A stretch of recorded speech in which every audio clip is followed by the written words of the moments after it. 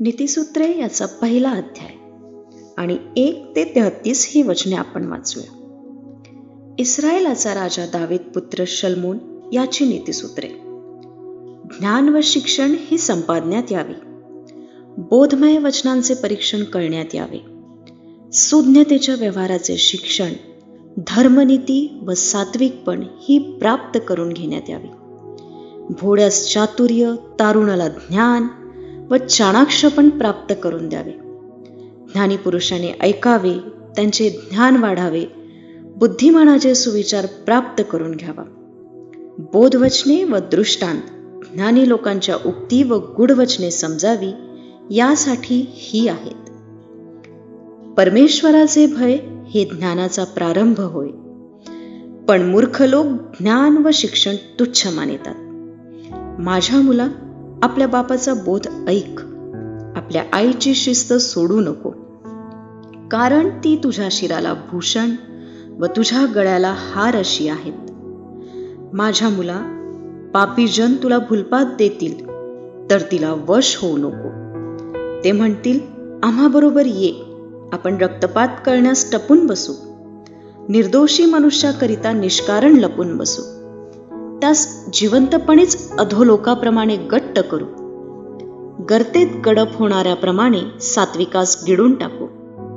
आपणास सर्व प्रकारचे मोलवान पदार्थ मिळतील, आपली घरे लुटीने भरू. तू आमचा भागीदार हो, आपण सर्व एकच पिशवी बाळगू. तर माझ्या मुला, त्यांच्या मार्गाने तू जाऊ नको, त्यांच्या वाटेत आपले पाऊल पडू देऊ नको, कारण त्यांचे पाय दुष्कर्म करण्यास धावतात आणि रक्तपात करण्यास त्वरा करीतात. एखाद्या पक्षाच्या डोळ्यादेखत जाळे पसरणे व्यर्थ होय.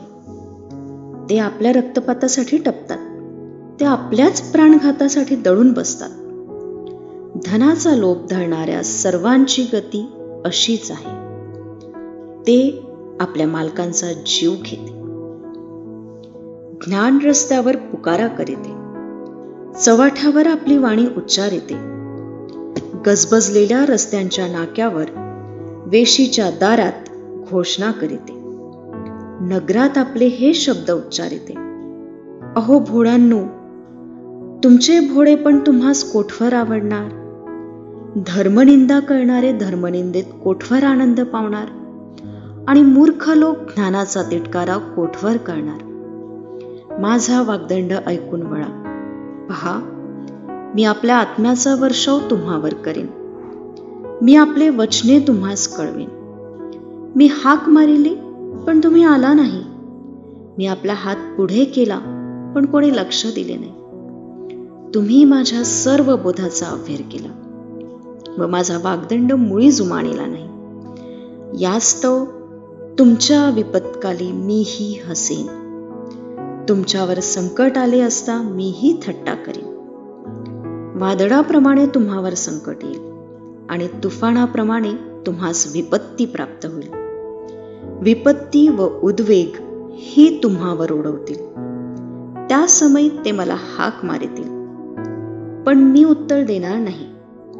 ते मला आसक्तीने शोधतील, पण मी त्यात सापडणार नाही, कारण त्यांनी ज्ञानाचा तिटकारा केला आणि परमेश्वराचे भय मान्य केले नाही.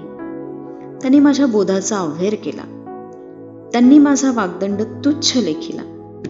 म्हणून ते आपल्या वर्तनाचे फळ भोगतील, आपल्या मसलतीचे भरपूर फळ भोगतील. कारण भोळ्यांचे भलतीकडे वळणे त्यांच्या नाशास कारण होईल.